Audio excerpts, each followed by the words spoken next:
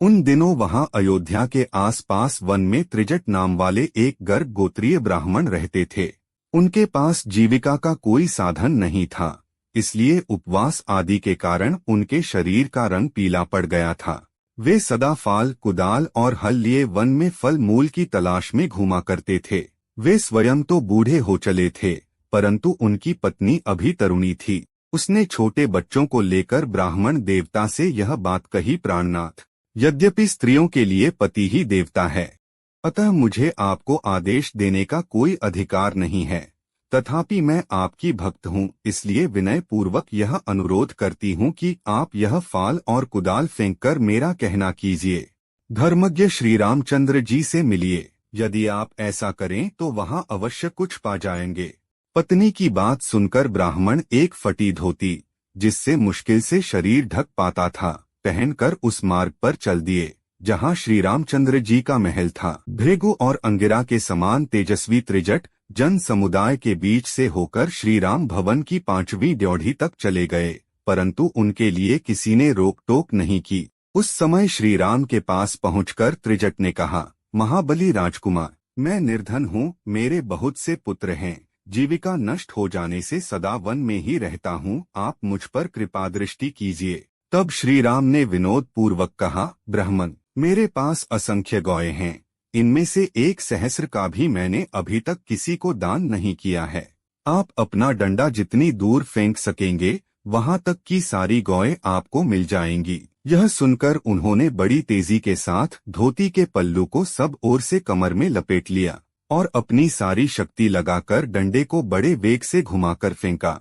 ब्राह्मण के हाथ से छूटा हुआ वह डंडा सरयू के उस पार जाकर हजारों गांव से भरे हुए गोष्ठ में एक सांड के पास गिरा। धर्मात्मा श्री राम ने त्रिजट को छाती से लगा लिया और उस सरयू तट से लेकर उस पार गिरे हुए डंडे के स्थान तक जितनी गौएं थीं, उन सबको मंगवाकर त्रिजट के आश्रम पर भेज दिया। उस समय श्री राम ने गर्गवंशी त्रिजट को सांत्वना देते हुए कहा, ब्राह्मण, मैंने विनोद में यह बात कही थी, आप इसके लिए बुरा न मानिएगा। आपका यह जो दुर्लभ तेज है, इसी को जानने की इच्छा से मैंने आपको यह डंडा फेंकने के लिए प्रेरित किया था। यदि आप और कुछ चाहते हो तो मांगिए। मैं सच कहता हूँ कि इसमें आपके लिए कोई संकोच की बात नहीं है।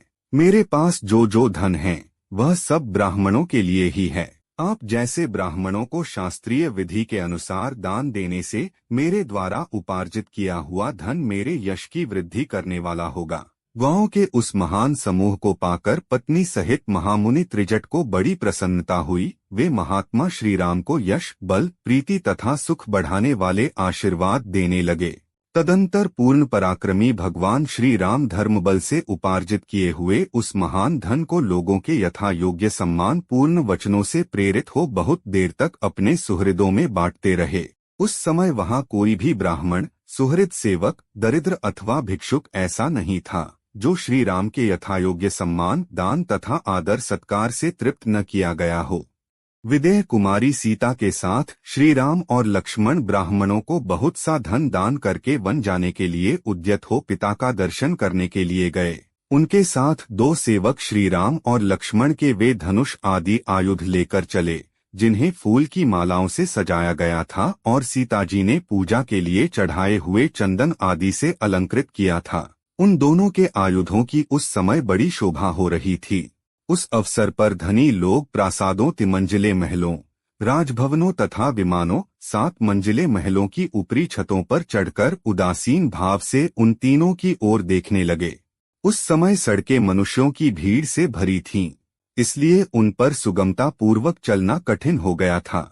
अतः अधिकांश मनुष्य प्रासादों, तिमंजिले मकानों पर चढ़कर वहीं से दुखी होकर श्री रामचंद्र जी की ओर देख रहे थे। श्री राम को अपने छोटे भाई लक्ष्मण और पत्नी सीता के साथ पैदल जाते देख बहुत से मनुष्यों का हृदय शोक से व्याकुल हो उठा।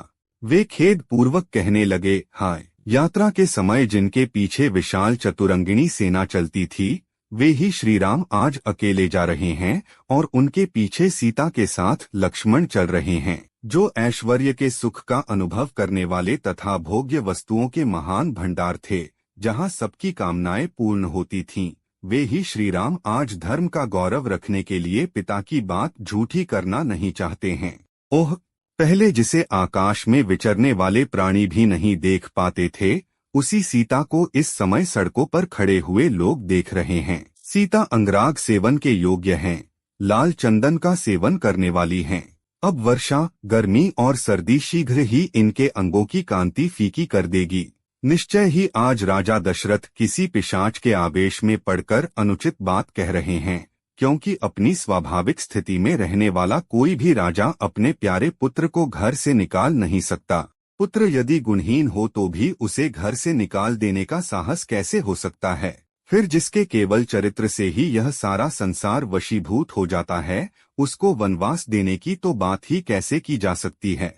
क्रूरता का अभाव, दया, विद्या, शील, दम, इंद्रिय संयम और शम मनोनिग्रह, ये 6 गुण नरश्रेष्ठ श्रीराम को सदा ही सुशोभित करते हैं।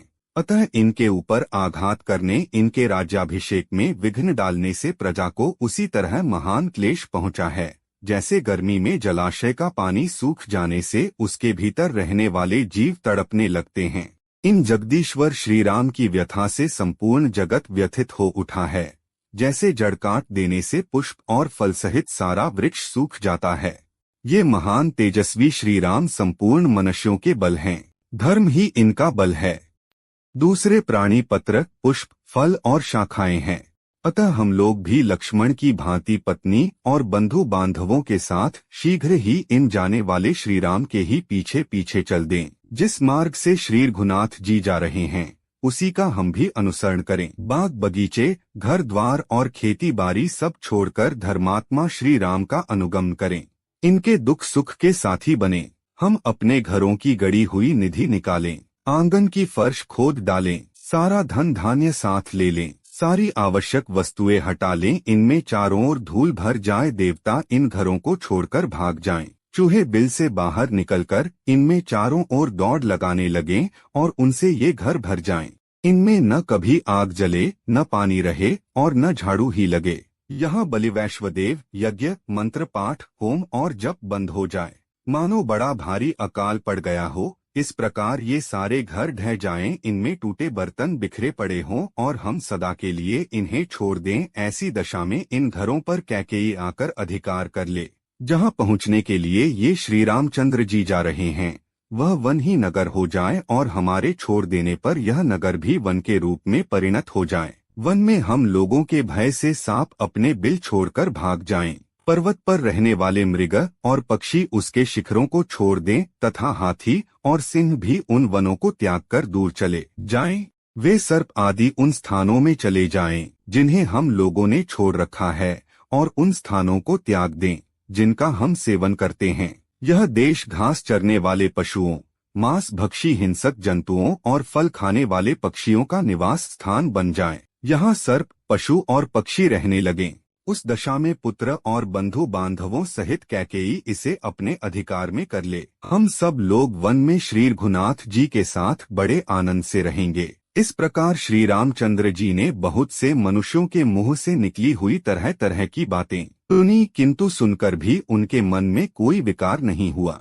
मतवाले गजराज के समान पराक्रमी धर्मात्मा श्री राम पुनः माता कैकेयी के कैलाश शिखर के सदृश शुभ्र भवन में गए। विनयशील वीर पुरुषों से युक्त उस राजभवन में प्रवेश करके उन्होंने देखा सुमंत्र पास ही दुखी होकर खड़े हैं। पूर्वजों की निवास भूमि अवध के मनुष्य वहां शोक से आतुर होकर खड़े थे। उन्हें देखकर भी श्री राम स्वयं शोक से पीड़ित नहीं हुए। उनके शरीर पर व्यथा का कोई चिन्ह प्रकट नहीं हुआ। वे पिता की आज्ञा का विधि पूर्वक पालन करने की इच्छा से उनका दर्शन करने के लिए हंसते हुए से आगे बढ़े। शोकाकुल रूप से पड़े हुए राजा के पास जाने वाले महात्मा महामना इक्ष्वाकु कुल नंदन श्री राम वहां पहुंचने से पहले वहां सुमंत्र को देखकर पिता के पास अपने आगमन की सूचना भेजने के लिए उस समय वहीं ठहर गए। पिता के आदेश से वन में प्रवेश करने का बुद्धि पूर्वक निश्चय करके आए हुए धर्म वत्सल श्री रामचंद्र जी सुमंत्र की ओर देखकर बोले, आप महाराज को मेरे आगमन की सूचना दे दें। जब कमल नयन श्याम सुंदर उपमा रहित महापुरुष श्री राम ने सूत सुमंत्र से कहा, आप पिताजी को मेरे आगमन की सूचना दे दीजिए।